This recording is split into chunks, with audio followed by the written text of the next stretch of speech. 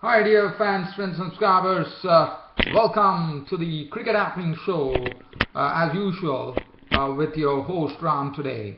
Well, as far as this Cricket Happening Show is concerned, we are having a very good match right now going on at the center, and this is in the Champions League T20 tournament. Hobart Hurricanes as taking on Northern District. As I said, it was a Trans-Tasman clash, and well, right now let me see. I would say that Hobart Hurricanes, the Australian team, is really having the wood over Northern Districts right now as I am talking, because Hobart Hurricanes made 178 for 3 batting first after 20 overs, and Northern Districts are absolutely struggling. Ben Hilfenhaus has struck a triple blow for them. He has dismissed Kane Williamson, Flynn and Watling, and now the major thing for Northern Districts has been the successful opening partnership of Kane Williamson and Dave Sid. Dave Sid was dismissed early by many, and 3 wickets for Hilfenhaus of Williamson, Flynn and Waiting. And now definitely Northern Districts have to wait for some time before they really accelerate, because they are really into the dumps here at 27 for 4. And we are looking at the 9th over in progress. So the run rate is low.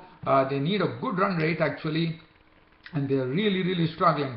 So just talking about this particular game, Hobart Hurricanes, Northern Districts I thought were the ones who actually won the toss here, and they decided that they would insert the Hobart Hurricanes to bat first.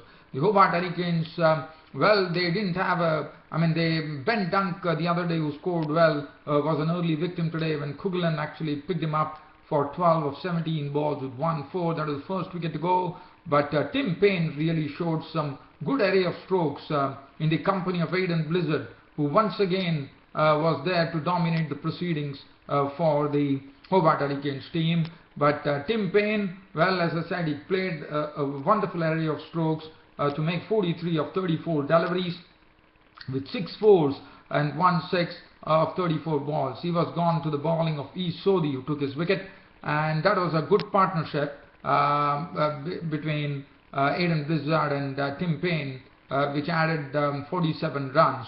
But after that, from 68 for 2 when Paine departed, Shoaib Malik entered the scene, and it was all due to the probably the ball was not easy to grab. There was the dew factor coming in, and the bowlers were really struggling to actually grip the ball, and that made it easy work for Aiden Blizzard and Shoaib Malik to put on a very attractive partnership of 100 runs for the 3rd wicket, in which Aiden Blizzard once again showed his very good stroke making there, making 62 of 43 balls with 8 fours. It was essentially partnership there, and Shoaib Malik went on to make an unbeaten 45 of 22 balls with 5 fours and 2 sixes.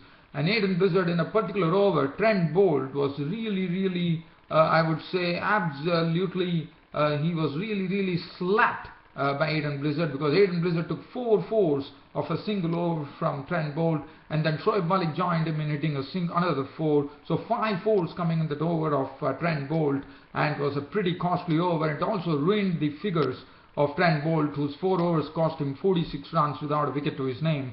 But Aiden Blizzard and Shoaib Malik actually, they took the time, and when they sensed that the bowlers were finding the ball not easy to grip, that is the time they started their acceleration, and they really took it by the scruff of the neck and really went after the bowlers. And that was a partnership, and that was the precise reason that Hobart Hurricanes ended with 178 for 3 of their 20 overs. It was not it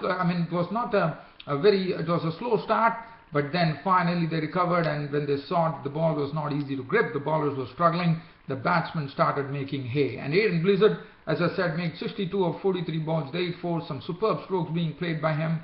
Shoaib Malik also combined in making an unbeaten 45, 22 balls, 5 fours, 2 sixes. Travis Bird was not on 7 of 4 balls, 1 4, 178 for 3 was the final tally for the Hobart Hurricanes.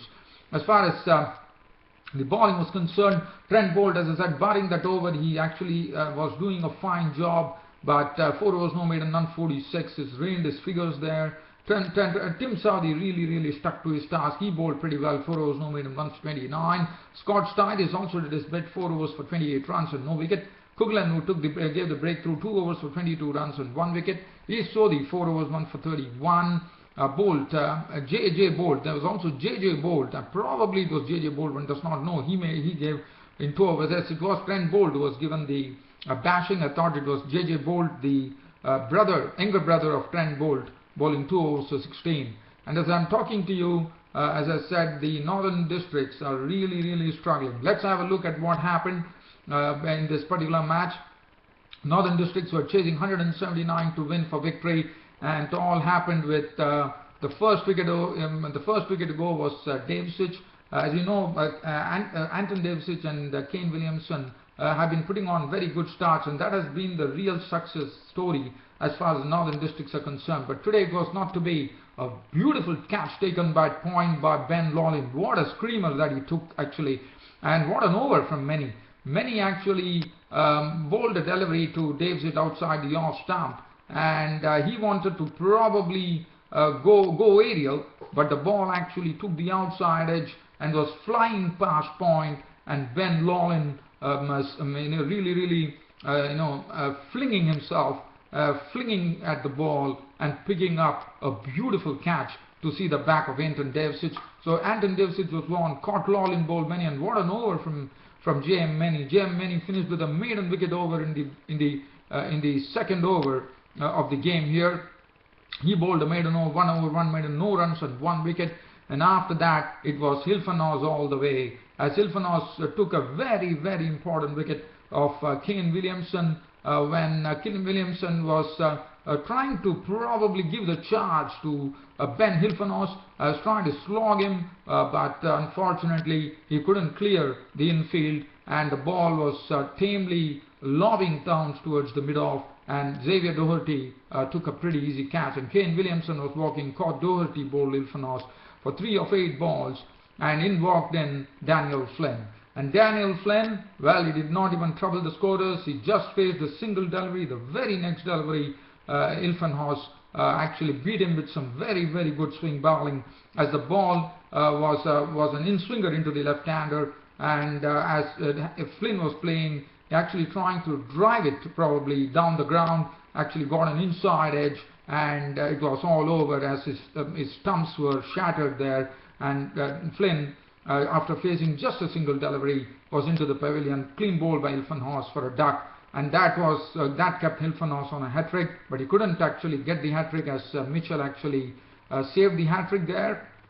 And at the end of over 3, Northern Districts were reeling at 5 for 3, and then there was a sort of not a recovery, but basically they were trying to resurrect the situation, Mitchell along with Watling, but then Watling was down. Now this was not a good delivery from Ben Hilfenhaus. Actually it was a full toss delivery, and Watling wanted to put it down the leg side, but unfortunately for him he missed the line and he was trapped in front of the wicket. So Watling was gone. LBW ball Hilfenhaus for 9 of 14 deliveries, 1-4, and that is the time Northern Districts were looking absolutely at sea at 20 for 4. Let's go and see what is really happening. So Northern Districts are really struggling, but Styris has really put some sort of oomph into this Northern Districts batting here, because Dougie Bollinger has been hit for a 6 and 2 4s right now, and the score has started moving on now. There's a move on there,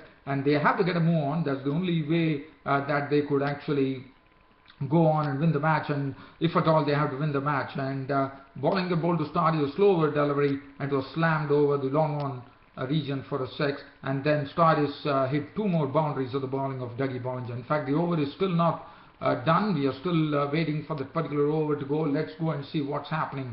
So let's go and see. Right now I see they're currently placed at 39 for 4, and we are looking at the 10th over in progress.